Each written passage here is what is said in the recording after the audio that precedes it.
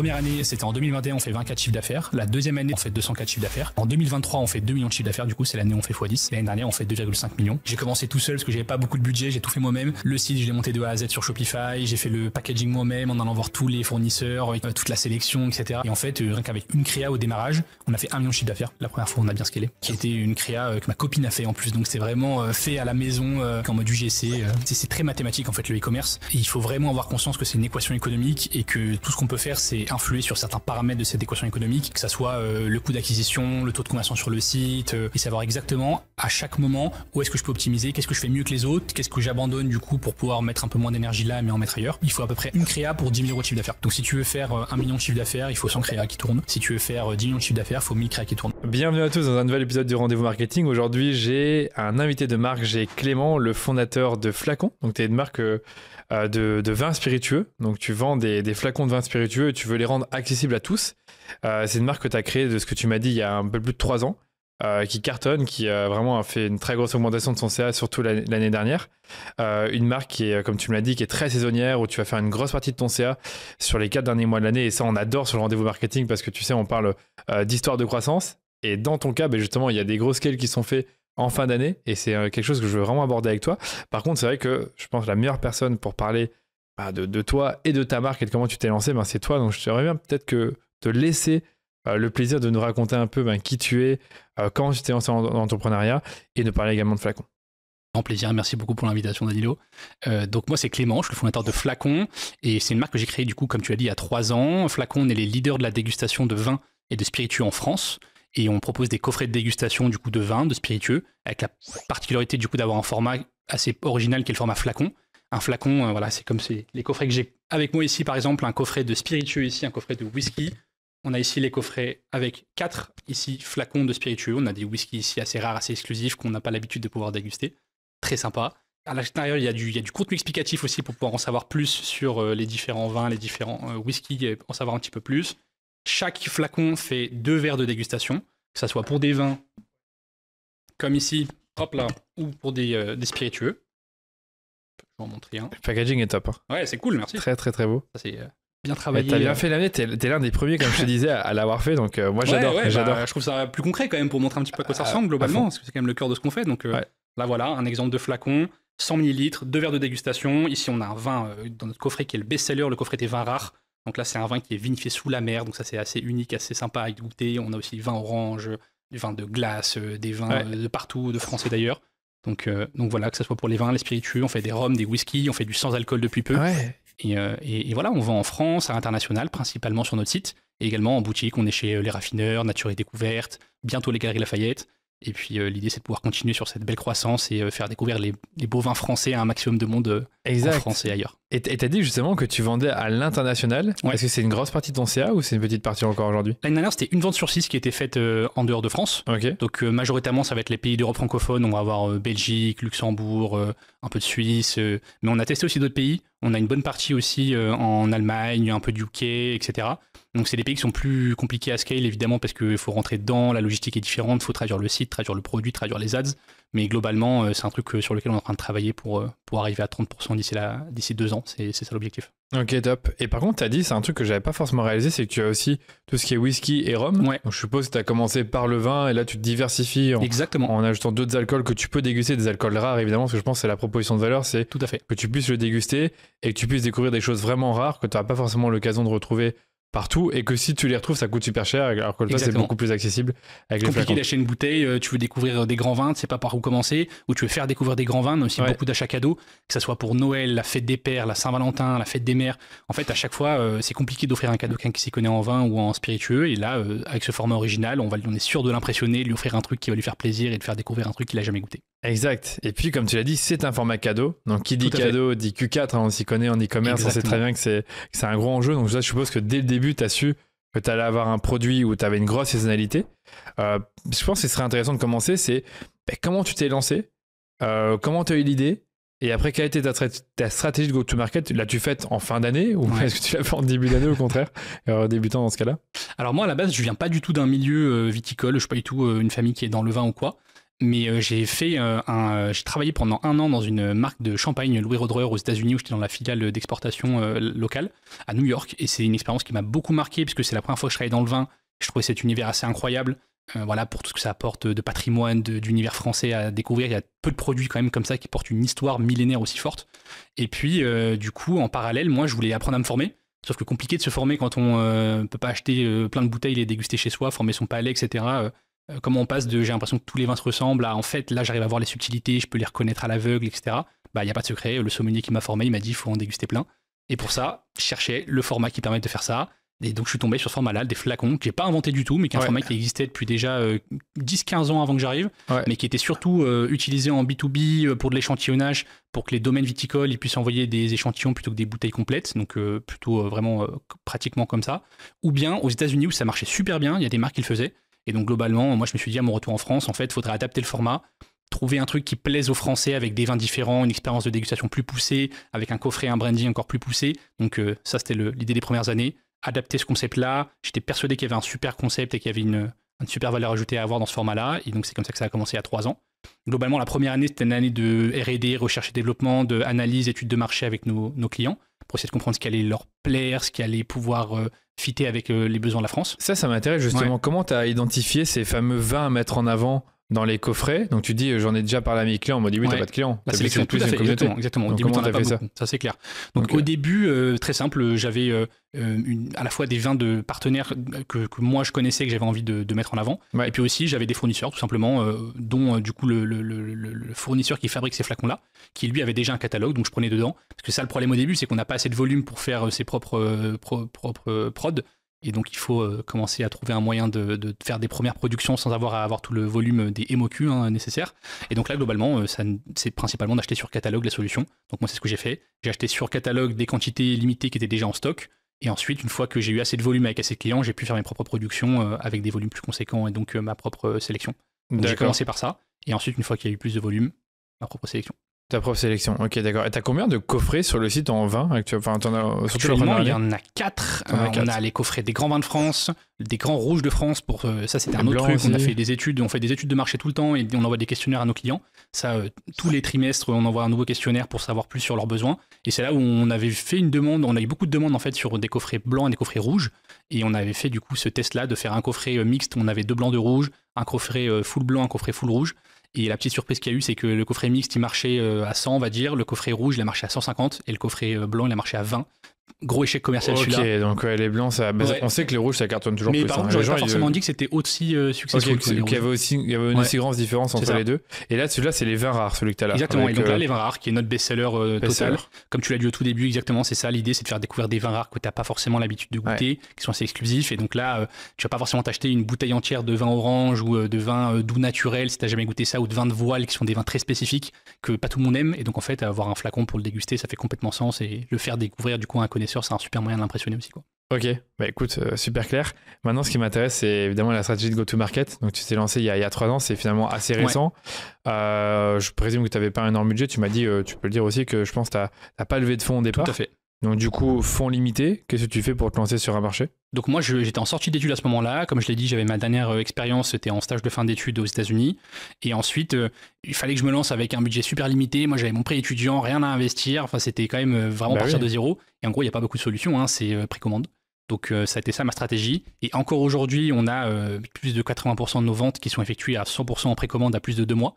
Donc en fait, ça, ce que ça permet, c'est d'acheter du coup les produits après qu'on les ait vendus aux clients. Voilà, niveau BFR, c'est top. Voilà, BFR négatif, c'est hyper intéressant. Et donc, ça marche pas avec tous les business par contre. Nous, on avait la chance que ça marche puisqu'on était très saisonnier dès le départ, puisqu'il y avait ce côté cadeau qui était hyper important. Et donc, en fait, les gens, ils veulent acheter un super cadeau à leur frère, à leur mari, à leur femme, à leur sœur pour Noël. Et ils sont prêts à attendre 2 mois de payer un peu moins cher.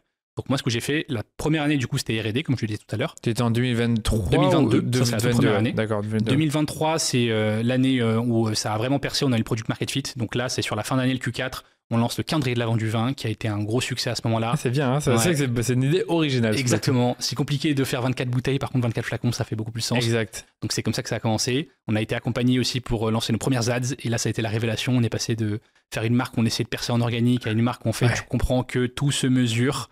Chaque centime se mesure et l'équation économique, évidemment, elle ne s'invente pas. Donc, on a commencé à bien travailler là-dessus. à faire nos strates créa, nos strates de création de contenu, nos stratégies de media buying, etc. Donc la première année, c'était en 2021, on fait 24 chiffres d'affaires. La deuxième année, c'était en 2022, là on fait 204 chiffres d'affaires. En 2023, on fait 2 millions de chiffres d'affaires, du coup c'est l'année où on fait x10. L'année dernière, on fait 2,5 millions. Et cette année, on est parti pour faire plus de 3 millions. 3 millions, ok. Mais là, c'est vrai que ça devient plus difficile, évidemment. Tu peux pas faire x10 chaque année. Ouais, exactement. Je peux pas faire x10 chaque année. Là, ce qui nous a permis de le faire, c'était globalement qu'on avait trouvé le bon canal, les bonnes personnes à qui parler, la bonne cible, on pourra en reparler, le bon message pour y arriver, les bonnes créas. Et en fait, rien qu'avec une créa au démarrage, on a fait 1 million de chiffre d'affaires sur la première fois où on a bien scalé. La première fois, vous avez bien scalé, donc en 2020. Ça, c'était 23, où on fait plusieurs millions. Ouais. Et on a fait 200 000 en 2022. Là, pareil, avec une seule créa qui lance le truc sur le calendrier de l'avant, qui était une créa que ma copine a fait en plus. Donc, c'était vraiment fait à la maison. Trop fort. Vraiment. Et ça qui a permis de lancer le truc en mode UGC. Mais voilà, ce qui m'intéresse aussi, c'est peut-être les cibles. Tu en as parlé un peu rapidement. Au début, tu avais une idée claire de ta cible ou au contraire, tu te disais simplement les amateurs de vin? Ouais. Comment tu voyais les choses à ce niveau-là quand tu t'es lancé? Moi, j'essaie toujours d'avoir des intuitions et des hypothèses, mais jamais de certitude. Okay. Et de toujours faire attention OK, on va tester les choses, mais en fait, je pars pas avec des présupposés. Donc, je m'étais dit évidemment au début que mon hypothèse, ça serait que ça soit des hommes connaisseurs qui allaient aimer ça. Et pas du tout. En fait, ce qui est marrant, c'est qu'aujourd'hui, notre cible, à 70%, nos clients, c'est des clientes, c'est des femmes qui achètent, en fait, puisque c'est des cadeaux, à des hommes souvent qui s'y connaissent en vin et qu'elles veulent un peu impressionner. Donc, c'est pas la majorité, évidemment, il n'y a pas que les hommes qui boivent du vin. Mais par contre, c'est la majorité de nos ventes aujourd'hui. Ouais, parce que c'est principalement un achat cadeau. C'est ça. Donc, tu as 70-80% des achats qui sont pour du cadeau. Exactement, tout à fait. Ok. Du coup, la cible, c'est ça, féminin. 25-45 qu'on peut toucher facilement du coup sur Meta, sur TikTok, en affiliation sur les différents sites, en SEO, etc. Ouais. Et donc du coup elle n'a pas vraiment bougé avec le temps, c'est toujours resté plus ou moins la même cible. Ouais. C'est très stable. Ok, on parlera aussi après, mais est-ce que tu diversifies un peu les cibles en ads? Ça m'intéresse de savoir, ou si c'était toujours finalement la femme que tu cherches à cibler et puis forcément l'homme, sachant que tu sais que 70% des ventes viennent d'elle. Là-dessus, moi je suis très agnostique sur la cible. On a de la chance aujourd'hui, c'est que Meta a fait un tellement bon travail que les campagnes broad, nous, c'est ce qui marche le mieux. Bien sûr. Donc à chaque fois qu'on a essayé de faire des audiences, en fait, ça marchait moins bien que quand c'est lui qui optimise.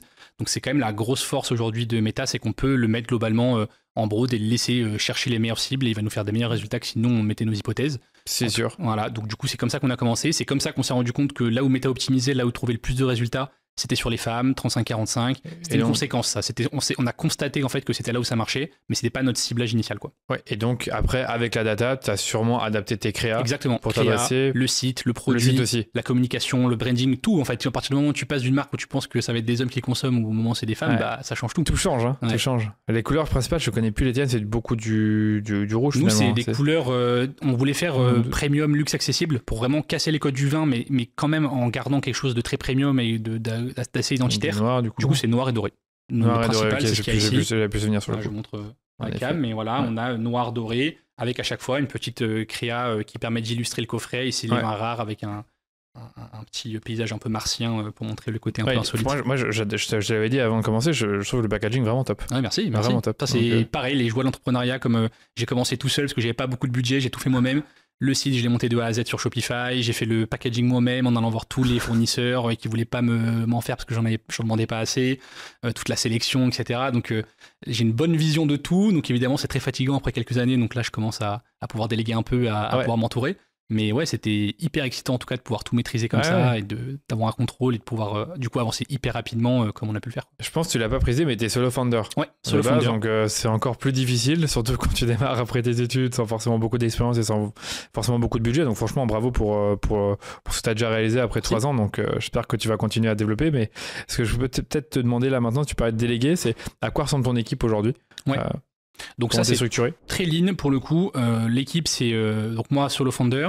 Ensuite, j'ai quelqu'un qui s'occupe de toute la partie marketing digital, donc qui est mon head of growth, et qui lui s'occupe même du site e-commerce et de toute cette partie-là, marketing et e-commerce.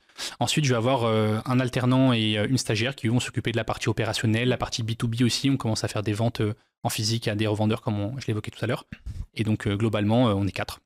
D'accord. Plus, pas moins. Ok.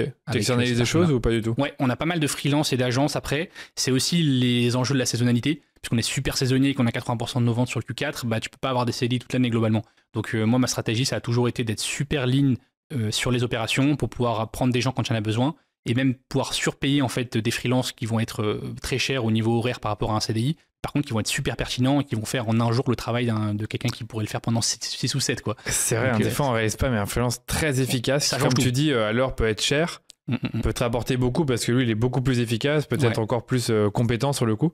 Moi c'est toujours été ma stratégie et je trouve que c'est hyper sous-coté. Il faut être prêt à payer cher des gens qui peuvent te faire passer au prochain niveau. Bien sûr. Que c'est une différence de nature en fait. Prendre quelqu'un qui est un peu meilleur ou un CDI un peu meilleur, etc. C'est une différence de degré. Tu vas prendre quelque chose, ça va te faire changer un petit peu ta façon. Ça va pas te faire changer ta façon de travailler, mais ça va te faire changer un peu tes résultats. Alors qu'aller prendre un freelance qui a vu plein de marques, qui a été en agence ou un fondateur de marque qui va te pouvoir te donner de son temps, qui va pouvoir te mentorer comme j'ai pu le faire. En fait, ça fait passer clairement au prochain niveau hyper vite. Et même 1 heure de temps des fois par mois, ça permet de gagner un temps incroyable, des années des fois. Sans avoir à faire les expériences soi-même quoi. Du coup, tu as fait appel à d'autres fondateurs de marques pour te mentorer un peu sur des sujets. C'est un truc que je fais vraiment très souvent, c'est de pouvoir contacter d'autres fondateurs de marques pour échanger, partager nos chiffres, partager nos bonnes pratiques.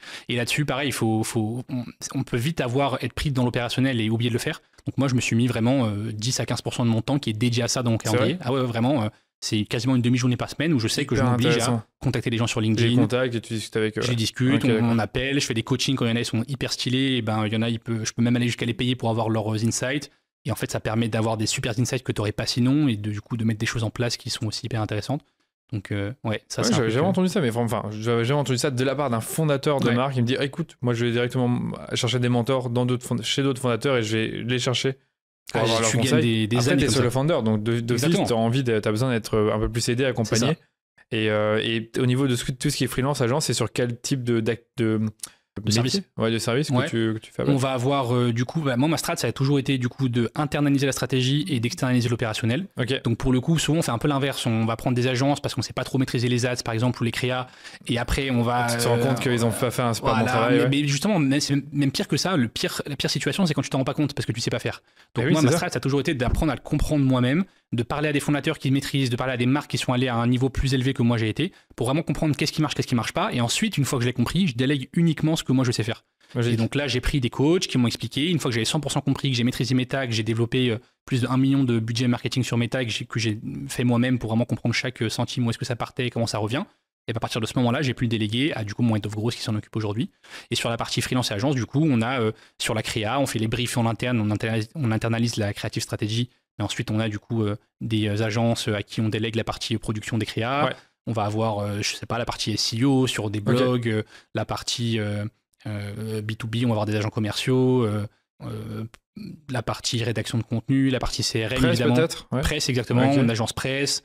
Ça n'a pas énormément de valeur de le faire en interne au début. Ça fait pas trop sens de prendre un CDI. Bien sûr. Pas le journaliste toute la journée. Même toi. Voilà. Donc globalement, c'est comme ça que ça se structure. Ok. Dernière petite question avant qu'on parle vraiment de le sujet qui nous intéresse, de l'acquisition. Tu as une offre d'abonnement. Donc là, ton business de base, comme tu me disais, c'est beaucoup axé sur le cadeau et c'est 80% du CA qui est généré à la fin de l'année. Mais là, tu as lancé une offre d'abonnement. Tu peux nous en dire un peu plus là-dessus? Quelle est la stratégie derrière l'abonnement? Quels sont les résultats? C'est quoi? Qu'est-ce que tu cherches en fait à obtenir avec l'abonnement? Je suppose que c'est de la rétention, mais peut-être plus de prédictibilité dans les revenus. Ouais, exactement. Le gros enjeu, c'est le repeat, évidemment. Il n'y a pas de secret. C'est très mathématique en fait le e-commerce. Et il faut vraiment avoir conscience que c'est une équation économique et que tout ce qu'on peut faire, c'est influer sur certains paramètres de cette équation économique, que ça soit le coût d'acquisition, le taux de conversion sur le site, ensuite les coûts de livraison, la marge brute, etc. En fait, du coup, moi, ce que j'ai toujours fait, c'est prendre le temps de détailler cette équation économique et savoir exactement à chaque moment où est-ce que je peux optimiser, qu'est-ce que je peux optimiser, qu'est-ce que je peux optimiser, qu'est-ce que je fais mieux que les autres, qu'est-ce que j'abandonne du coup pour pouvoir mettre un peu moins d'énergie là mais en mettre ailleurs. Et du coup, l'abonnement, effectivement, l'idée c'était d'augmenter le paramètre repeat. Donc là, c'est un gros sujet, effectivement, maintenant qu'on a des clients, qu'on les a acquis, en fait, à un prix fixe. J'allais te dire, s'ils reviennent 2 fois, t'es 2 fois plus rentable. C'est ça, t'as dû acquérir beaucoup de clients en 3 ans, surtout sur à la fin de l'année à chaque fois. On a 40 000, là, on a 40 000 clients 40 000 clients, d'accord. Et tu connais ton taux de repeat, du coup? Du coup, ce qui est intéressant, c'est qu'il est en augmentation super forte. Il était à 2% la première année, il double à 5% la deuxième, il était à 10% l'année dernière, et là, depuis le début de l'année, on est déjà à 20%, donc en fait, on a déjà doublé. Et ça c'est super pour toi, parce que plus il va augmenter, mieux c'est. Après, évidemment, ça va atteindre une limite. Tu n'auras peut-être pas 70% de rétention. Non, mais l'idée, c'est d'arriver à 40-50%. À 40-50%, ouais. Et là, c'est là qui va te permettre d'aller chercher d'autres leviers de croissance, alors que ton coût d'acquisition, à un moment, il finit par augmenter. C'est ça. Mais ça augmente chaque année, il n'y a pas de secret. Tous les e-commerçants le disent, chaque année, c'est un peu plus cher. Chaque année, c'est un peu plus cher. Donc, il faut arriver à je sais que c'est une de tes questions que tu aimes bien poser sur la dépendance à l'acquisition. Ouais. Et là-dessus, pour éviter ça, il n'y a pas de secret. Il faut arriver à être le moins dépendant possible de l'acquisition pour des clients à chaque fois pour qu'ils fassent un nouvel achat. Exact. Donc la solution, c'est qu'en fait, ils refassent des nouveaux achats sans avoir besoin d'être targetés par Meta. Donc grâce au CRM, les SMS, les mails, le bouche à oreille, la presse, tous ces trucs-là, en fait, où il va revenir sans que tu aies besoin de repayer, quoi. Tout à l'heure, je parlais de parrainage. C'est aussi une option. Tout à fait. Hein, Parrainage, super option. Nous, on a testé, ça n'a pas marché, mais globalement, il y a des marques avec qui ça marche bien. Ça marche bien avec les marques à fort repeat quand même. C'est ce que j'allais te dire. C'est parce qu'après, tu sais que toi, tu as une incentive pour revenir sur le site et profiter de la promo. Nous, on a quand même un panier moyen très cher. On est autour de 100 € de panier moyen sur le site. Chez qu'en e-commerce, c'est à peu près 70 € la moyenne.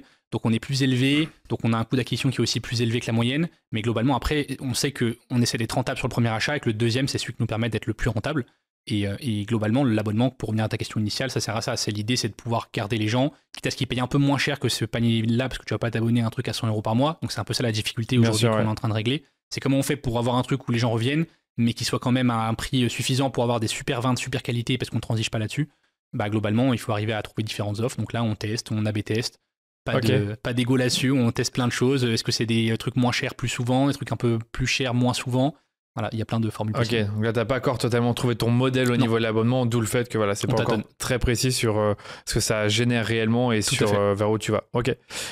Pour parler acquisition, du coup, tu as commencé par quoi niveau acquisition? Parce que tu as parlé du fait qu'au départ, tu mettais pas forcément du budget sur Meta. Ouais. Qu'est-ce que tu as fait pour trouver tes premiers clients?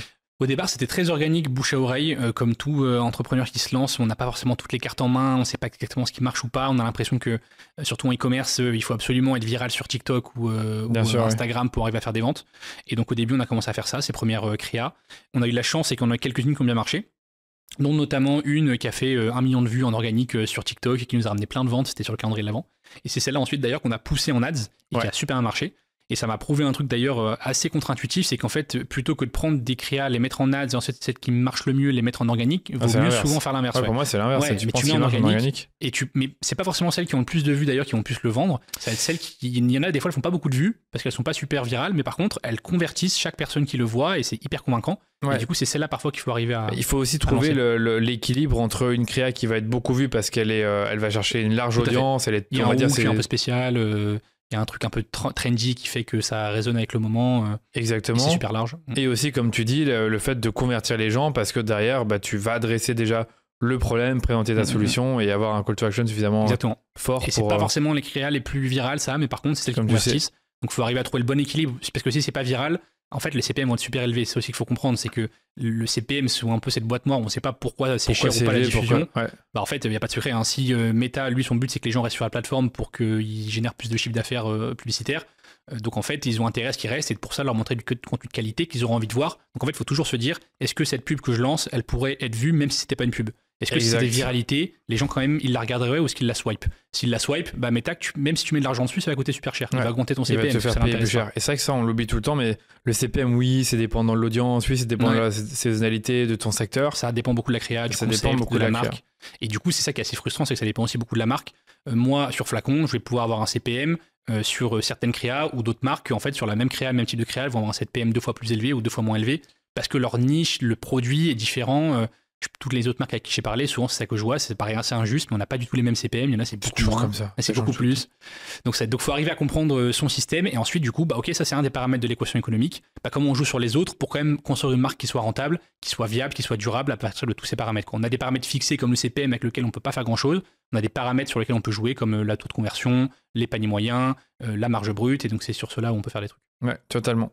Du coup, au départ, c'était très organique. Puis après, tu as découvert la publicité. Exactement. Les joies de la publicité qui sont beaucoup plus, maîtrisables, contrôlables. Donc là, on a commencé à voir qu'en fait, c'est magique. Tu mets 1 euro, tu en récupères 1, 2, 3, 4, suivant ce que tu arrives à obtenir. Et donc là, c'est cette première année-là où je me suis dit, OK, j'ai envie de tester.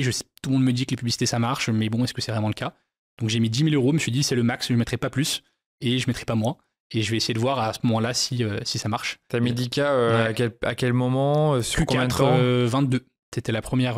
C'était le moment là où sur tout le Q4. Sur le début du Q4. Donc je me suis dit, je mets 10K là et je commence avec des premiers adsets à 50 euros à peu près par adset pour avoir un truc suffisant sans être trop non plus. Sur quelques jours, quelques semaines.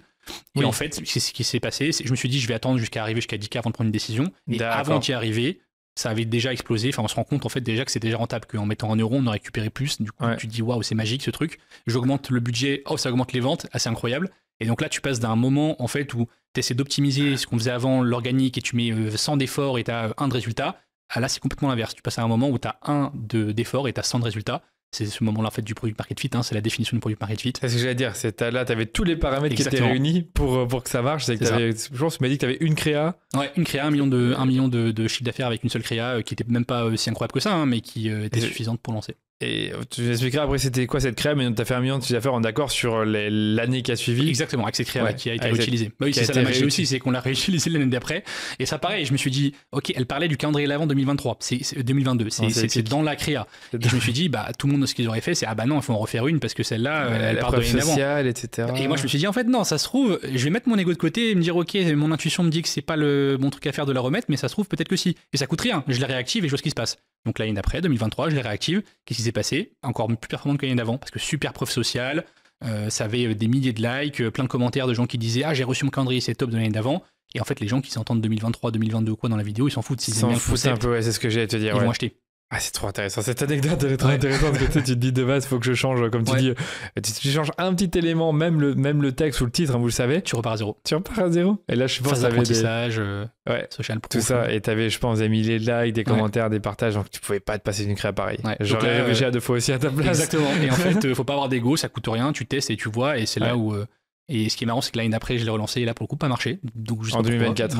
Donc bon, on en a fait d'autres. Mais le produit avait aussi évolué depuis. On avait eu pas mal de retours clients sur certains trucs. On a fait évoluer. Donc, globalement, des fois, il faut que ça change, mais autant l'utiliser le plus longtemps possible. Bon, on est d'accord que voilà, les années qui ont suivi, tu as fait d'autres créas pour accompagner celle-ci, mais c'était toujours finalement cette unique créa qui portait le compte, qui était un UGC. Si tu peux nous l'expliquer maintenant. Tout à fait, c'était un UGC très simple de présentation du concept du calendrier de l'Avent, où ça présentait le calendrier Facecam. Donc là, on la montrera à la vidéo. Ouais, bien sûr. Et ça permettait de présenter le concept en quelques secondes. Nous, à chaque fois qu'on a testé un truc, on s'est rendu compte que cette première créa, elle donnait déjà le ton. C'est que, en fait, c'est le produit qui vend le mieux. Donc, dès qu'on montrait un hook rate, dès qu'on mettait un hook avec le produit, ça marche super bien. Parce que c'est innovant, tu le vois pas souvent, c'est suffisant. Le produit est un hook en lui-même, en fait. C'est ça qu'on s'est rendu compte. Contrairement à d'autres produits où en fait ça peut être généraliste et en fait il faut quand même expliquer, il faut trouver un moyen de catch l'attention des personnes. Bah nous sur notre produit, tu dis 20, tu vois un flacon, tu dis c'est quoi ce truc, surtout en France, et du coup c'est un hook suffisant pour arrêter les gens.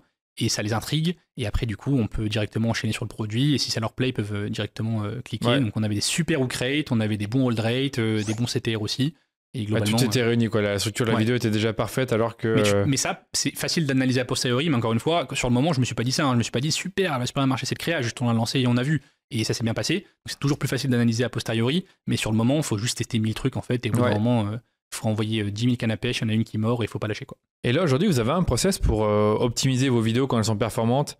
Admettons que tu observes une vidéo qui a un bon hook rate mais pas un bon hold rate, qu'est-ce que tu ferais pour l'optimiser? Tu travailles comme ça? C'est une très bonne question. Carrément, nous on a vraiment du coup notre funnel où on analyse chaque chiffre, comme on l'a dit, de l'équation économique, et globalement là sur l'acquisition ça commence là. Le CPM sur lequel on peut pas faire grand chose. Ensuite on va avoir le CTR, le hold rate, le hook rate. Et sur ta question, globalement, s'il y a un bon hook rate et pas un super hold rate, bah, ça veut dire que globalement le début de la vidéo est bien, que ça hook les gens, mais par contre après ils ont pas trop envie de rester. Donc faut essayer de comprendre pourquoi. Donc là pareil, là le problème c'est que ça tu l'as pas dans les data. Tu te fais des hypothèses. Ouais, tu te fais des hypothèses. Donc là moi ce que je fais c'est pour pas avoir, parce que tu as tes hypothèses à toi mais c'est rarement les bonnes. Du coup je montre à des gens, je leur demande ce qu'ils en pensent, et donc en fait tu montres à 10 gens de ta famille, 10 clients si tu as la chance de pouvoir les contacter rapidement. J'essaie d'avoir un petit panel de clients fidèles à qui je demande souvent des trucs comme ça permet d'éviter d'avoir des hypothèses que tu fais toi-même sans vraiment savoir. Donc tu vas avoir directement des clients. Ouais, c'est ça, des clients que je connais, que tu connais, des potes, ou pas forcément des potes, mais des gens qui sont vraiment hyper chauds, qui connaissent la marque et qui adorent ça. Bah, en fait, tu leur demandes, ah bah tiens, cette créa, t'en penses quoi? Ah là, est-ce que ça te convainc cette vidéo? Et en fait, ils sont trop contents de pouvoir donner leur avis, quoi. Et tu leur demandes par mail ou tu les contactes? Tu peux avoir un groupe WhatsApp avec eux où ils sont dedans, t'envoies un truc, ce nouveau packaging, vous en pensez quoi? Ils se sentent hyper saucés en fait d'être dans un groupe, un truc un peu exclusif où ils voient les nouvelles tendances et tout. Et ça, c'est un super hack parce que toi, t'as l'impression qu'il faut sortir un truc parfait et que du coup, il faut que les clients ils le sachent au dernier moment. Mais en fait, non, on vaut mieux qu'ils le sachent avant et qu'ils le construisent avec toi. Ça se fait. Et donc, donc là, j'aurais tendance à changer le hold rate. Donc, ça veut dire qu'il faut changer la suite de la vidéo, que le hook rate est bon. Donc, je vais couper la vidéo et mettre un autre truc. Je vais regarder une autre vidéo qui a un beau hold rate pour comprendre et je vais essayer de matcher les deux. Est-ce que ça fait une meilleure créa qui a un meilleur ROAS que si c'est séparé? Exact, super clair par rapport à ça. Mais pour revenir sur Meta, donc tu as mis ton premier 10K, tu avais des structures par ad set, et puis tu m'as dit, je pense en début de vidéo, que tu as constaté finalement que c'était le ciblage large qui fonctionnait le mieux. Ouais, tout à fait. Ciblage large. J'avais testé pas mal de trucs. Parce que c'était à l'époque où c'était un peu la transition, la fin du media buying, dans le sens où il faut avoir des ingénieurs de méta qui vont vraiment optimiser chaque point de l'audience de toutes les options qu'on peut avoir dans méta. Et en fait, au bout d'un moment, plus ça avance, plus méta, c'est mieux de le faire mieux que des humains. Et puis du coup, la vraie stratégie, elle se tourne vers la créative plutôt que le media buying. Et globalement, en fait, tout ce qu'on a lancé, ce qui marchait mieux à chaque fois, c'était les broads, donc tant mieux. Dès qu'on mettait une audience large où on disait à Meta, débrouille-toi, va trouver ceux qui fonctionnent le mieux, ils faisaient toujours mieux que nous. Donc c'était plus simple, on s'est dit, on va faire, notre métier, ça va être d'optimiser les créatives, d'optimiser qu'est-ce qu'on veut dire et comment on veut le dire, mais en fait, à qui on veut le dire, c'est Meta qui va décider. Ok, et du coup, t'as quel genre de structure de campagne, si tu peux le partager? Bien sûr. Alors ça, pour le coup, pendant très longtemps, on n'a pas été bon sur le volume. Du coup, comme je l'ai dit, on avait une créa qui fait 1 million, ça te donne pas trop envie d'en faire d'autres en fait. Exact. Et surtout que tu as plein d'autres problèmes après sur la logistique, les livraisons, je rentre pas dans les détails, mais effectivement, ça crée plein de problèmes, le support client, etc. Et en fait, ça c'était un truc qu'on a fait du coup les 2 dernières années, c'était vraiment de passer plus de temps sur le volume. Et globalement, la règle à laquelle moi je suis arrivé, c'est qu'il faut à peu près une créa pour 10 000 euros de chiffre d'affaires. Donc si tu veux faire 1 million de chiffre d'affaires, il faut 100 créas qui tournent. Si tu veux faire 10 millions de chiffre d'affaires, il faut 1000 créas qui tournent. Comment tu arrives à cette hypothèse-là? C'est hyper intéressant. En parlant à plein de fondateurs, j'ai analysé leur compte, on peut le faire sur... moi j'ai des outils de tracking où évidemment je regarde les ads des autres. Bien sûr. Plus précis du coup que l'Ads Library de Meta, parce qu'en fait eux, ça c'est une bonne technique d'ailleurs, tu vois pas vraiment les performances de chaque créa, tu vois toutes les créas qu'il y a, mais tu sais pas lesquelles marchent forcément. Il y a des outils qui te permettent de le voir. Exactement. On se demande toujours si c'est vraiment 100% fiable tout ça. Où tu estimes le budget par créa. Ça, moi, j'y crois pas. Par contre, ce à quoi je crois, c'est les réactions. S'il y a une créa qui est en publicité uniquement et que tu vois qu'elle a 1000 réactions, il n'a pas dépensé des milliers, même du coup des centaines de milliers d'euros dans ce cas-là pour rien. Et en fait, c'est un bon moyen de savoir. S'il y a beaucoup de réactions, beaucoup de commentaires, c'est que la créa a tourné, donc c'est qu'elle a marché. C'est quand tu la vois dans ton feed, ça, sur le coup. Ça, exactement. Du coup, tu as des outils qui te permettent de trouver, ce qui n'est pas le cas dans l'Ads Library, tu vois pas les réactions. La même chose que l'Ads Library, mais du coup avec les réactions. Et en voyant ça, tu dis, tu peux même trier sur une marque, donne-moi toutes les créas, mais par ordre de réaction. Tu vas voir que nous, les meilleures, elles ont peut-être 3000 likes, et les moins bonnes, elles en ont pas. Donc on sait que c'était meilleure créa, facile. Je savais pas. Donc moi, j'ai fait ça, et c'est comme ça que j'ai fait. Tu connais l'outil, le nom de l'outil? Moi, ce que j'utilise, c'est Dropispy. Je sais que t'en as plein d'autres. Ok, je le connais pas du tout, j'en avais pas beaucoup entendu parler. AdSpy aussi, qui est le plus connu. AdSpy, ça je connais celui-là. Qui est un peu cher, donc Dropispy, c'est mieux pour ça. Ok, hyper intéressant. Donc là, du coup, pour revenir, c'est que j'avais une question là-dessus, c'était ta cadence pour renouveler tes pubs, mais concrètement, tu me dis, si tu veux faire 1 million de CA... Sans créa qui tourne. Sans créa qui tourne, ok, d'accord. Et donc là, il faut avoir un niveau après de renouvellement, parce qu'il y a vite une fatigue créative qui s'installe. Donc il faut arriver à avoir des nouvelles créas chaque mois. Nous, la particularité, c'est que forte saisonnalité, donc en fait, ça sert à rien. Tu prépares une partie en avance, puis après tu déclines. C'est ça. Mais en fait, il y a des mois où ça sert à rien d'en faire de nouvelles. Donc typiquement, nous, il y a 6 mois dans l'année, en gros, sur la première moitié, entre janvier et juin, où il ne se passe pas grand-chose. Après juin, on a la fête des mères, fête des pères, qui est un pic, et ensuite, ça commence déjà les préventes et les précommandes du Q4. Mais sur tout le début de l'année, à chaque fois qu'on force, en fait, ça marche pas. Donc là, pareil, on teste l'abonnement, on teste des achats perso, on teste de la formation, d'autres choses qui sont moins cadeaux pour essayer de craquer ça. Tu fais pas du lead en attendant? Même pas Non, même pas. Les bases CRM? Ouais, ça on le fait plutôt sur la fin de l'année, effectivement, mais pas énormément. Du coup, c'est un bon moment pour construire. On s'est dit, ok, vu que c'est une faiblesse de notre business model, autant en faire une force. Donc, vu que c'est un moment où il y a moins d'intensité opérationnelle, il y a moins de choses à faire, moins de choses à gérer, autant passer du temps sur les trucs où tu n'as jamais de temps. Donc là, on est en pleine levée de fonds, par exemple, lever des fonds pour aller plus loin, recrutement, structuration, renégocier tous les contrats, c'est tout ça que je fais en début d'année. Et ensuite, fin d'année, c'est full exécution, il n'y a pas de débat, on fait le plan et on n'en sort pas. Tu exécutes le plan, Et donc sur les créas, effectivement, renouvellement régulier, avoir là, on a quand même, si vous allez sur notre library Facebook, vous verrez qu'il y a quelques créas qui tournent quand même, entre 100 et 1000, je ne saurais pas dire exactement combien il y en a en ce moment. Mais globalement, l'idée c'est une créa pour 10 000 euros de chiffre d'affaires, je trouve ça pas mal. Et ensuite. Mais tu testes, en fait, en gros, tu testes tes créas pendant 8 mois, tes messages, finalement, tes hooks, tes formats, tes concepts. Exactement. Et sur la structure du compte, comme tu le disais, là, j'ai testé pas mal de choses. Et pareil, en parlant à d'autres fondateurs et en voyant d'autres BM dans lesquels je suis rentré pour vraiment vous comprendre comment ça fonctionnait, et en fait, chacun a un peu sa sauce, quoi. Et il n'y a pas vraiment de trucs, même Meta, quand je leur demande, ils savent pas ce qui marche. Ils te donnent des conseils qui marchent pas. Donc, non, il n'y a pas de truc miracle. Là, pareil, il y a des bonnes pratiques et il y a des trucs à faire. Il y a des bonnes pratiques qui marchent pas pour toi, donc faut tester. Des trucs qui marchent pour toi, qui marchent pas pour les autres, donc faut pas les faire.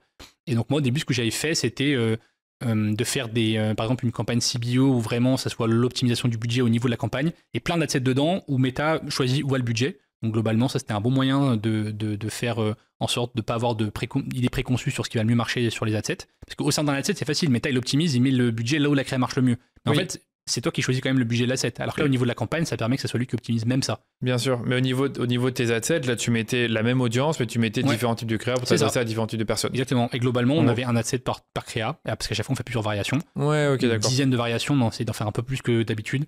La plupart des marques, elles en font 3-4 avec des hooks un peu différents. Nous, on en fait 10, on coupe la vidéo en deux, on met le début à la fin, on change la taille, on change les trucs. Un asset par créa à chaque fois. Un asset par créa. Du coup, on en a 10 dedans. Il y a toujours une qui dépense 90% du budget, ou alors des fois 2 ou 3. On garde ces 2 ou 3, on garde celle qui dépense le plus. On les met ensemble dans un asset winning, où du coup, il y a toutes les winning créa. Et donc ensuite, parmi celles-là, il va y avoir la meilleure des meilleures qui va ressortir, la crème de la crème. Et c'est sur celle-là, du coup, qu'on met tout notre budget pour scaler sur les grosses périodes. C'est ton Advantage Plus ou c'est encore une CBO? Advantage Plus, des fois ça marche, des fois ça marche pas. Il n'y a pas trop de secret là-dessus. Donc on en a une, d'ailleurs, j'ai découvert à un moment, je me suis dit, on va tout faire en Advantage Plus. Donc on va faire nos adsets de test, ça va être des Advantage Plus, on va tout mettre dessus. Non, ça c'est. Marche pas de fou. Et en plus, j'ai appris à pas mal de monde parce que personne l'avait vraiment vu, qu'il y a un maximum d'Advantage Plus qui, nous, était à 7 à l'époque où on l'a fait. Tu peux pas faire plus de 7 campagnes. Non, j'ai des comptes où on a plus. Maintenant ça a peut-être ouvert, mais à l'époque c'était pas le cas. Et du coup, c'est vite limité, quoi. Donc en fait, je suis repassé à une optimisation par adset. Vraiment, on avait dans ta CBO avec tes créatests et ta autre campagne de. Le problème de la CBO, sur quoi je reviens, c'était un conseil qu'on m'avait donné, mais qui a pas du tout marché pour nous, qui marche très bien pour d'autres marques. Mais pour nous, c'était pas du tout cohérent avec notre saisonnalité. Et du coup, en fait, t'as des moments où, par exemple, le calendrier de l'avant, ça marche super bien sur octobre-novembre. Décembre, non. Et à l'inverse, les coffrets de dégustation, comme ceux que j'ai devant moi, ça marche super bien sur décembre pour Noël. Mais par contre, octobre-novembre, c'est plutôt le calendrier de l'avant. Mais du coup, si tu laisses Meta optimiser ça, il va pas comprendre qu'en un jour, du 29 novembre au 1er décembre, toute la stratégie produit change. Oui, c'est et ça. lui, il va pas optimiser ça. Il voit que tu as dépensé et que ça marchait super bien sur les créas calendrier de l'avant, il va continuer à dépenser dessus. C'est pour ça que moi, j'allais dire, en termes de structure de compte, j'aurais dit potentiellement que tu as un truc à faire au niveau d'avoir des structures par gamme. Ouais, et exactement. En fait, t'as des moments où tu mets plus, des moments où tu mets moins. Tout à fait. Et dans ta structure, si tu veux séparer par persona, pourquoi pas. Sinon, tu fais tout dans une Advantage Plus et tu mets des créas spécifiques par persona. C'est ce qu'on a commencé à faire après en disant, OK, on va tester ça. Et donc là, maintenant, on a des assets de test effectivement par créa et ensuite on les met ensemble par gamme, ce qui permet du coup d'avoir des produits séparés et de pouvoir jouer avec les budgets. Pour moi, ça fait sens. Il y a des moments tu mets beaucoup plus là-dessus et des moments sur l'avant. Et l'autre truc aussi qui était un peu différent chez nous, qu'on a testé, c'était qu'en fait, ça marchait pas super bien cette stratégie de faire des adsets winning où on va aller chercher les post-ID des différentes créas, les mettre ensuite dans un adset avec toutes les meilleures créas et faire scaler cet adset-là. Parce qu'en fait, nous, comme c'est super restreint notre période de temps où il faut exécuter, sur Noël, là, le Q4, en fait, t'as pas tant de temps que ça. En fait, à chaque fois, on n'arrivait pas à scaler ces campagnes-là. Ce qui marchait mieux, c'était de scaler les adsets de test. Donc en fait, ce qu'on a commencé à faire au bout d'un moment, c'est de se dire, OK, on va arrêter de vouloir sortir les meilleures créas et les mettre ensemble. En fait, s'il y a un adset qui marche déjà très bien, tu le scales simplement, on le scale naturellement. Hyper simplement. Du coup, ça fait si c'est un adset de test en EBIO ou en CBO pour toi, c'est en EBIO? En EBIO, ouais. En EBIO, ok, d'accord. Okay. Ouais. Toujours en EBIO, les assets de test et ensuite. J'ai failli te dire tout à l'heure, tu parlais du fait que tu as un CBO avec plein d'audience. C'est ça. Où tu mets tes créas. Mais là, c'est que tes meilleures créas là-dedans. Ouais, exactement. Okay, que les meilleurs pour pas qu'il y ait de confusion. Voilà, c'est ça. En soit en CBO et du coup Advantage Plus pour des fois tu as un meilleur résultat sur certaines gammes. Voilà. Mais un Advantage Plus par gamme par exemple, ça fait sens parce que du coup tu peux jouer avec les budgets et à l'intérieur il optimise lui-même. Et ensuite une campagne de ABO de test où vraiment tu vas avoir une centaine d'adsets dedans pour toutes tes créas. Et ensuite, une CBO, pourquoi pas, avec les winnings que tu mets dedans et il optimise les budgets dessus. Ça, c'est une bonne structure. Nous, on parle beaucoup de tests à l'agence, mais comment tu mets tes budgets tests, en fait? Est-ce que tu mets une fois le CPA cible par... Une fois et demie, nous, on fait. Une fois et demie, ok. Une fois et demie le CPA cible, on laisse tourner une semaine, on voit si on a un minimum d'achats, par exemple, à 50 achats par semaine, ce qui est tu mets quand même 50 achats pour te dire que tu vas être une créa? Non, mais en période de forte intensité, oui. Donc il y a des moments où nous, le maximum qu'on est arrivé, c'est on allait jusqu'à dépenser 20 000 euros de spend par jour sur décembre, donc c'est assez conséquent. Donc sur ces moments-là, en fait, c'est énorme. Tu lances un adset, tu testes pas à 50 balles, quoi, tu testes à 1000 balles direct. Et en fait, tester un adset à 1000 balles, t'as rapidement beaucoup de ventes, quoi. De ventes, mais évidemment, et à un moment, enfin, si ça marche pas, tu le coupes assez vite. Si tu vois qu'après c'est ça. 30 ventes, c'est trop cher. C'est ça. Que tu mets comme 1000 euros par jour. Ça. Mais il faut trouver le bon équilibre parce que des fois, on a tendance à couper trop tôt une créa qui pourrait marcher. Il n'y a pas eu le temps de la learning phase suffisant pour que Meta sache optimiser ça. Et à l'inverse, des fois, on a tendance à pas du tout laisser le temps ou en donner pas assez. Donc, c'est pas mal quand même de se laisser un minimum. D'où le fait de regarder les prémétriques, genre ton CTR, ton OCRE, ton Oldred. Si tu vois que ça, c'est tout mauvais dès le départ et que ta perf est pas bonne, tu sais déjà que potentiellement, c'est pas une bonne créa. Et des fois, tu sais pas pourquoi, tu as une créa où rien n'allait. En fait, tu la relances dans un autre adset et là, il va chercher un autre bassin d'audience. C'est comme ça qu'il fonctionne, il monte à un bassin d'audience, ça marche bien, il élargit un peu, mais s'il est parti du mauvais point, ça va pas marcher. Alors que s'il part d'un bon point sur la même créa, ça peut tout changer. Donc une bonne pratique, c'est si tu crois en une créa, parce que ça peut arriver, tu te dis, j'ai quand même payé cher cette agence, ça m'a fait cette créa, ou je me suis donné du mal à la faire, bah autant la lancer dans 2-3 autres adsets et voir si tu as le même résultat. Si tu as lancé 3 adsets, la même créa, même budget, autant de temps et que tu n'as pas des bons résultats, c'est une mauvaise créa. Ouais. Si par contre les résultats sont un peu différents, ça mérite quand même de creuser. Ouais, très clair pour moi. Je regarde ce que je voulais dire par rapport à ça, sur le testing. Oui, c'est que tu m'avais dit que tu mets jusqu'à 20 000 € par jour à la fin du Q4. Ouais. Comment tu fais des scales aussi agressifs? Est-ce que tu Ouais. passes de 10 à 20 000, de 5 à 20 000? Comment ça se passe à ce niveau-là? Bah, c'est pour ça qu'on a tout internalisé déjà, c'est parce que c'était un bon moyen de pouvoir maîtriser ça et apprendre ça, parce que c'est assez particulier. Ouais. Et globalement, oui, tu augmentes. Si tu augmentes trop vite, par exemple, si tu fais plus de x2 par jour, 3-4 jours d'affilée, nous on s'est rendu compte que ça te refaisait partir en learning phase. Donc là, il va rechercher un nouveau bassin d'audience parce que tu l'as trop agressé et il sait plus trop comment distribuer ta créa à la même audience. Du coup, ils vont chercher une autre plus large et généralement, les performances sont un peu dégradées au moins au début. Du coup, il faut arriver à augmenter suffisamment agressivement pour qu'on puisse capter le maximum de ventes qu'on peut sur cette forte période. Ouais. Pas trop non plus pour que ça parte en learning phase. Donc là, globalement, l'idée, c'est oui, faire x2, pas tous les jours. Voilà, ça tu le fais seulement vraiment quand l'intention d'achat est vraiment très forte. Exactement. Sinon, Je c'est suppose plus que- 20%. Plus 20%, oui, parce qu'au mois d'août, et là tu tu commences, plus 20, plus 20, plus 20, plus 20, et Exactement. t'augmentes jusqu'à atteindre ton 120, pic. 144, etc. Et ton Q4, comment ça se passe? C'est chaque mois est plus fort que l'autre, c'est-à-dire septembre est Ouais. moins fort qu'octobre et ainsi de suite. Chaque mois fait x2. On a septembre, c'est même un tiers d'ailleurs de octobre, qui est un tiers de novembre. L'année Ok. dernière, on a fait 1 million de chiffre d'affaires uniquement sur novembre, en dépensant 300 à 400 000 en ads, quoi. Ok, d'accord, ok. Je sais plus ce que je vais te dire, il y a tellement d'informations que tu donnes qu'il y a beaucoup de pépites. Et là, au niveau ads, c'est plus toi qui gères, mais tu l'as géré pendant longtemps, on voit que tu t'y connais. Et là, c'est quelqu'un d'autre qui gère. Tout à fait. C'est moi Dovgros qui s'en occupe. Super génial déjà de pouvoir déléguer cette partie, d'avoir des gens à qui on peut avoir confiance. Ça enlève une charge mentale assez incroyable et ça me permet de me concentrer sur d'autres choses comme la levée de fonds, le B2B et plein d'autres choses qu'on est en train de développer, d'essayer de craquer. Et ouais, ça c'est un bon moyen aussi de pouvoir faire monter les gens en compétences et ils apportent aussi leur touche avec des choses un peu différentes que j'aurais pas forcément fait comme ça. Que t'aurais pas forcément fait comme ça. Du coup, est-ce que tu regardes encore un peu le compte ou tu essaies de t'en détacher, sachant que voilà, si tu connais le truc, t'as Tout à envie fait, on de regarde regarder ce qui se toujours passe. encore, mais de moins en moins. Ok. Et c'est ça qui est agréable. Et globalement, en fait, ce qui est bien, c'est qu'une fois que tu as trouvé le bon message, la bonne cible, la bonne structure de campagne, en réalité, ça tourne. Voilà, Donc il y a ça des choses tourne, à tester, mais l'année n'est pas complètement différente de l'année dernière. Donc il y a plus grand chose à inventer. Il y a des choses à tester. C'est ça que j'allais dire, c'est tout part au niveau de la creative strategy, mais déjà, je voulais te poser la question sur vraiment votre process de creative strategy, si tu es capable de le décrire. Mais du coup, d'année en année, finalement, c'est le même genre de message et de format qui marche ou au contraire, ça change quand même? Ouais, on essaye plein de trucs et comme j'ai dit au début, à chaque fois, ce qui marche le mieux, ça reste le produit. Donc très frustrant parce que du coup, on n'en sort pas beaucoup. Toutes nos ads, elles commencent par notre produit en hook. Ok, d'accord. Donc ça, c'est toujours un peu compliqué. Mais du coup, par contre, la manière d'en parler change. Donc ça peut être un UGC qui en parle d'une manière extérieure. Ça peut être moi qui en parle d'un point de vue fondateur en FGC. Ça peut être un podcast comme maintenant.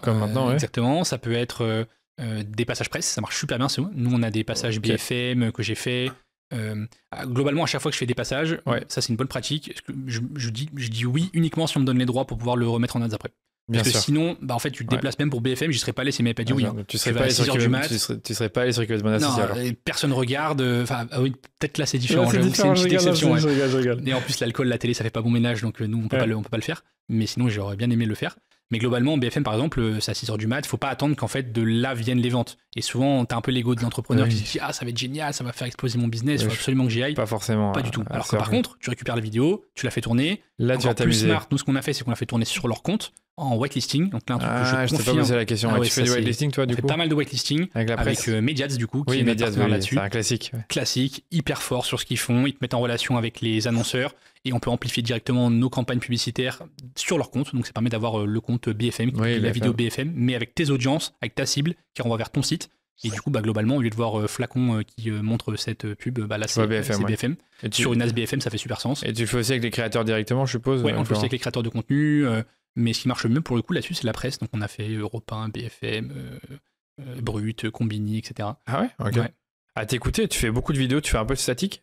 Un petit peu, ouais. On a historiquement été moins bon sur les statiques et en général, c'est quand même plutôt vrai sur Meta, les vidéos ont tendance à mieux marcher. C'est ce qui retient le mieux les gens en fait. Logique, ça retient mieux les gens. T'as un produit quand même qui est quand même innovant. Tout à fait. Qu'on voit pas souvent. qu'il faut un peu expliquer. C'est ça. Mais c'est Par bien contre, en bottom of funnel. J'allais te dire, ouais. Exactement. J'allais te dire ça, si tu le mets dans ton retargeting, je suppose c'est ta petite campagne de retargeting avec Tofu, un budget. Mofu, Bofu, un autre funnel. On sait qu'il y a des créas qui vont plus marcher pour faire découvrir le concept. Typiquement, moi qui en parle à BFM. Et par contre, on a des créas qui vont être mieux pour ensuite expliquer davantage le concept à ceux qui auront déjà été un peu Voilà, hookés. éducation, des UGC, etc. Qui vont vraiment rentrer dans le détail, qui vont faire un unboxing. Ah bah tiens, là-dedans, qu'est-ce qu'il y a à l'intérieur de ce coffret, etc. Ouais. Et après, on va avoir pour relancer les clients qui ont vu ça et qui ont vu cette vidéo déjà 10 fois. Bah, vaut mieux avoir des statiques qui présentent sous des angles un peu différents et qui vont convertir. Donc souvent, les taux de conversion là-dessus, c'est un autre bon insight dans la créa.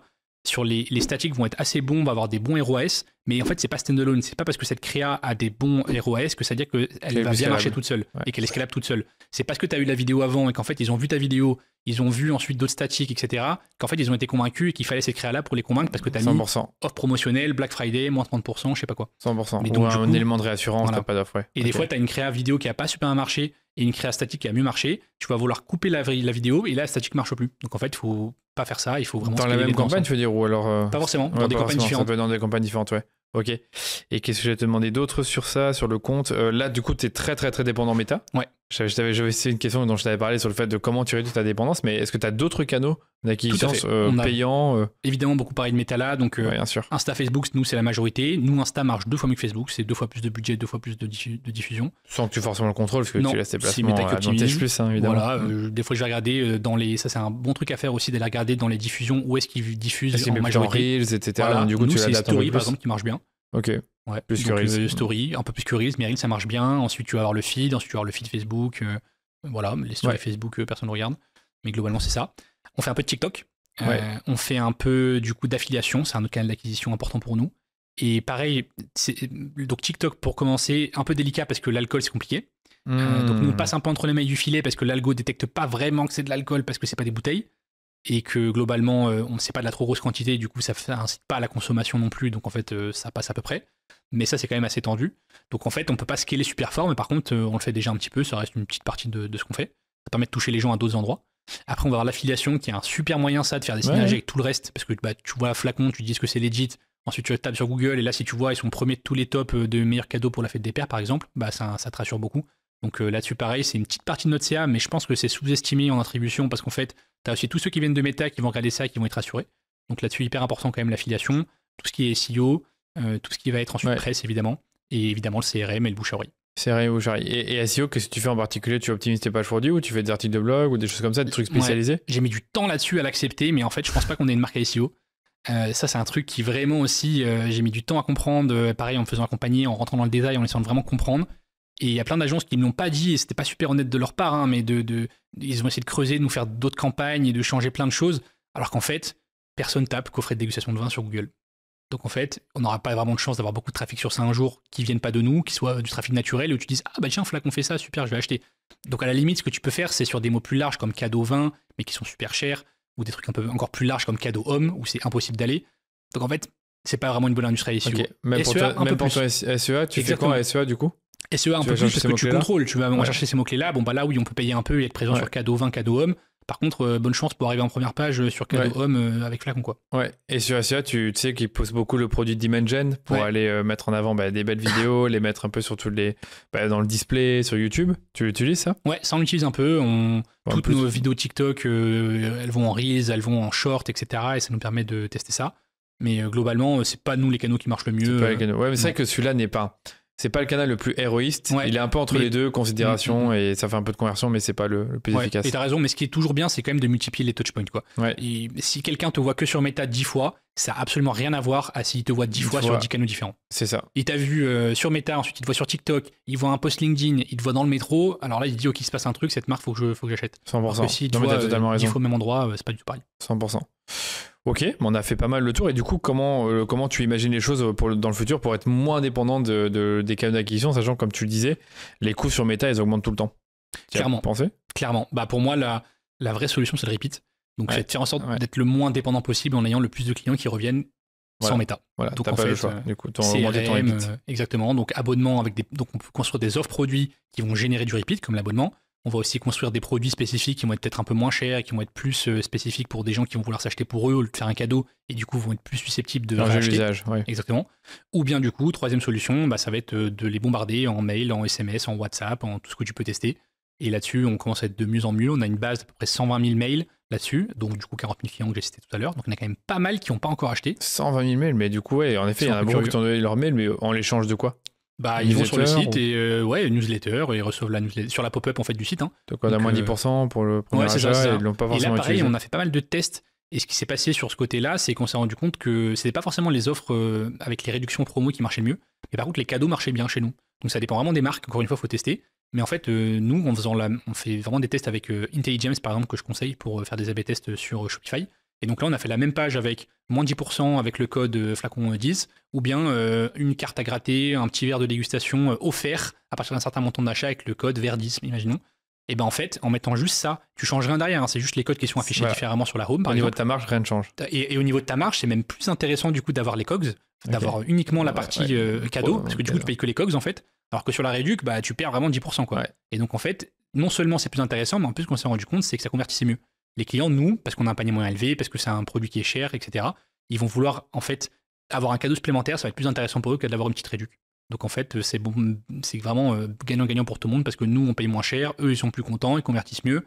Et donc ça, c'est un truc qu'on a commencé à mettre en avant, y compris dans le CRM. Sur le site? Ouais, sur le site et dans la pop-up. Et dans la pop-up, ok. Si tu es dans la pop-up, on offre des trucs. Des fois, on teste d'offrir moins 10%.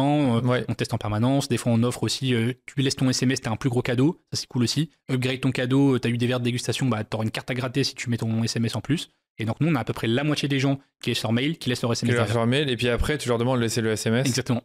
Ah, okay, et la moitié de ceux qui laissent le mail laissent le SMS. Ça, c'est un truc qui est assez peu utilisé, je le vois assez peu sur des marques. Je le vois jamais, c'est trop bien. Et en fait, nous, au début, j'étais frustré parce que personne coche la case dans le checkout de je veux être contacté par SMS. Celle-là, t'as pas le droit légalement de la mettre en opt-in par défaut. Mais tu l'as mis après.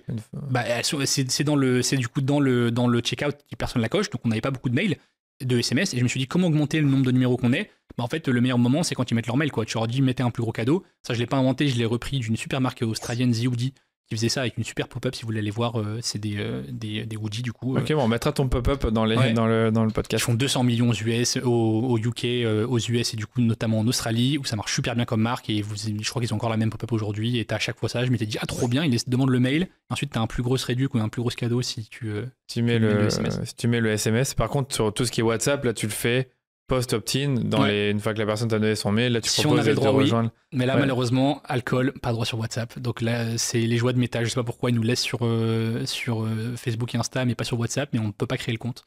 Donc je sais que les compléments alimentaires ont des problèmes des fois, la CBD aussi, chaque industrie a un peu ses problèmes, et ben nous, c'est WhatsApp. Donc là, tu peux pas utiliser marketing sur WhatsApp? Non. D'accord, ok. Donc là, tu peux pas forcément faire... Enfin, si, tu peux faire des automatisations, mais via chatbot. Même pas. Sur Facebook et Instagram. Ouais, exactement. Mais pas vraiment aucun WhatsApp. On peut rien envoyer sur WhatsApp. D'accord, c'est vrai que comme tu sais, il y a des solutions sur WhatsApp te permettant d'engager un peu plus ton audience. Tu fais des SMS directement. J'ai compris. Ok. Alors, je pense qu'on a quand même pas mal fait le tour. Il y a peut-être d'autres sujets que tu veux aborder rapidement là que j'ai pas forcément abordé avec toi. Sur au niveau de l'acquisition ou même de la rétention? Non, moi je pense que le plus important là-dessus, c'est tester un max de trucs, pas avoir d'ego. Faire des hypothèses, mais chacune les tester, les regarder tout ce que les autres font, faire la même chose en l'adaptant évidemment à son contenu, essayer d'innover sur une petite partie, mais il n'y a pas besoin de tout réinventer. Ça, c'est un truc qui est hyper important là-dessus, je pense, en entrepreneuriat, c'est vraiment bien avoir conscience qu'il y a des choses qui marchent et il n'y a pas besoin de tout réinventer la roue. Il suffit en fait d'être bon sur un truc pour être meilleur que les autres et faire une super boîte. Donc en fait, vraiment détailler l'équation économique, qu'est-ce qui fait un bon business model, où est-ce que je peux influer, est-ce que en fait mon produit il faut qu'il soit un petit peu meilleur et que tout le reste soit comme les autres marques, ça suffit, est-ce que j'ai un site un peu meilleur, est-ce que j'ai une logistique un peu meilleure, ou est-ce que du coup j'ai une créa un peu meilleure. Nous c'est un peu le cas, on n'est pas les premiers on n'a pas inventé ce format, on est les premiers à avoir diffusé grâce à des super créas ce format-là des flacons à grande échelle. Grâce du coup à notre maîtrise marketing. Du coup là, tu estimes que une valeur ajoutée que tu as eue, c'est le fait d'avoir réussi à bien le démocratiser grâce à la créa et 100%. Grâce à... Okay, j'ai pas inventé ce format. Tu l'as pas inventé. Évidemment, j'ai repris plein d'éléments de plein de marques qui faisaient des choses ailleurs. Ce packaging qui est assez proche des cosmétiques, le flacon, c'est assez proche aussi de l'industrie du parfum, par exemple. Les étiquettes, les petits dépliants à l'intérieur, comme je sais pas, des boîtes de chocolat, par exemple. Donc ça peut faire penser à la boîte de chocolat. Bah ouais. Il y en a, ils pensent que c'est de l'huile d'olive au début ou du vinaigre, donc c'est pour ça que ça fait un bon hook aussi. Ils se demandent qu'est-ce que c'est. Après, on dit c'est du vin. 100%, et donc globalement, prendre tous ces éléments-là de plein de marques et se dire ok, on va les mettre ensemble pour faire un nouveau produit qui va être mieux que tout ce qui existe. Bah c'est un super moyen de faire une super marque. Et donc là-dessus, pas avoir d'ego, vraiment avoir son funnel bien en tête. Il n'y a pas le droit pour un entrepreneur dans l'e-commerce de ne pas connaître ses chiffres. CTR, CPM, CPC, le taux de conversion, la marge brute, le taux les coûts opérationnels, les coûts de logistique, etc. Bien voir ça détaillé, savoir où est-ce que je peux jouer, où est-ce que je peux pas jouer. Il y a plein de clients qui connaissent pas leurs COGS. Hein, mais c'est impossible. Comment tu peux optimiser? Qu'est-ce que tu fais en ads par exemple? C'est quoi ton ROS cible? Donc ça, c'est mon autre truc. Le message que j'ai envie de passer, c'est il faut avoir un ROS cible.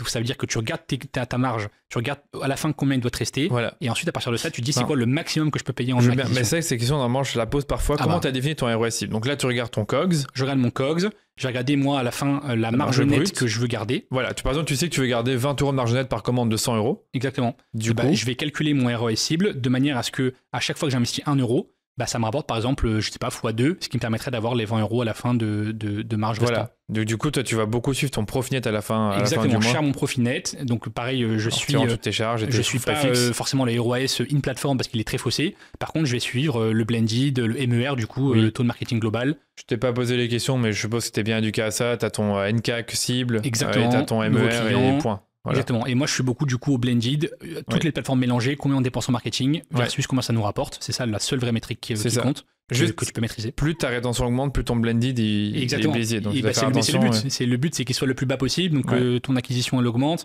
mais qu'en même temps ta rétention augmente et qu'au final ton MER du coup il baisse.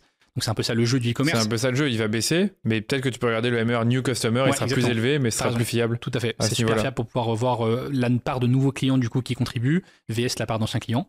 Et ensuite, pour revenir à ce que je disais au début, on a notre ROS cible, on n'a pas le droit de dépenser plus, mais on n'a même pas le droit de dépenser moins. Et je vois beaucoup d'entrepreneurs faire l'erreur de se dire ok, si mon ROS cible c'est 3, je suis à 4, mais je dépense pas plus alors que je pourrais dépenser plus et redescendre à 3. Ils sont super fiers de dire qu'ils ont un ROS de 6, mais en fait, c'est pas faut pas en avoir, faut avoir honte d'avoir un ROS de 6. C'est-à-dire que tu dépenses pas assez. Si t'as un ROS de 6, double tes ads en fait. Exact. Donc ça, c'est un truc hyper important, c'est de vraiment avoir ça en tête, se dire ok, si je suis pas encore à 3, j'augmente jusqu'à être à 3 parce que sinon c'est des ventes perdues. Et si je suis au-dessus de 3, c'est-à-dire que c'est des ventes perdues aussi parce que c'est beaucoup trop cher l'acquisition que je paye. Parce que ça sera pas rentable pour moi à la fin vu que j'ai fait mon calcul. Donc globalement, j'ai pas le droit de dépenser ni plus de 3 ni moins de 3. Exact. C'est une bonne conclusion, je pense. Hein. Peut-être un dernier conseil pour quelqu'un qui se lance dans l'e-commerce. Tu voudrais lui donner un dernier conseil s'il se lance et c'est pas par recommencer? Du coup, regardez tous tes podcasts. Déjà, ça c'est un bon moyen, comme je l'ai dit, de apprendre des autres et de pas faire les mêmes erreurs. C'est un truc super fort. Il y a ceux qui arrivent à apprendre des autres et c'est quand même le plus puissant parce que tu as ceux déjà qui apprennent pas de leurs propres expériences, ça c'est le pire. Tu as ceux qui vont arriver à apprendre de leurs propres expériences, ça c'est déjà fort. Et ce qui est encore plus puissant, c'est d'arriver à apprendre de l'expérience des autres. Et donc là, regarder des podcasts, avoir 10% comme moi je fais par exemple de son temps qui est dédié à ça, à parler à d'autres entrepreneurs. Contactez-moi sur LinkedIn par exemple, avec grand plaisir pour échanger pour ceux qui écoutent ce podcast. Toutes ces choses-là, c'est un truc qui permet vraiment de passer à l'étape d'après. Oui, c'est souvent la dernière question que je pose, c'est où est-ce qu'on peut te retrouver et éventuellement discuter avec toi. Donc là, tu parles vraiment LinkedIn principalement. Ouais, LinkedIn principalement, c'est le meilleur moyen de. On sait que 10% de ton temps est dédié à ça, donc tu ne pas discuter, tu ne pourras pas dire j'ai pas le temps. C'est ça. Non, franchement, top. Très bon conseil. Merci beaucoup pour le podcast, merci beaucoup pour ta transparence et j'espère que le podcast va cartonner et que toi aussi, tu vas continuer à cartonner cette année. Merci beaucoup, Danilo. Avec plaisir. Salut à tous.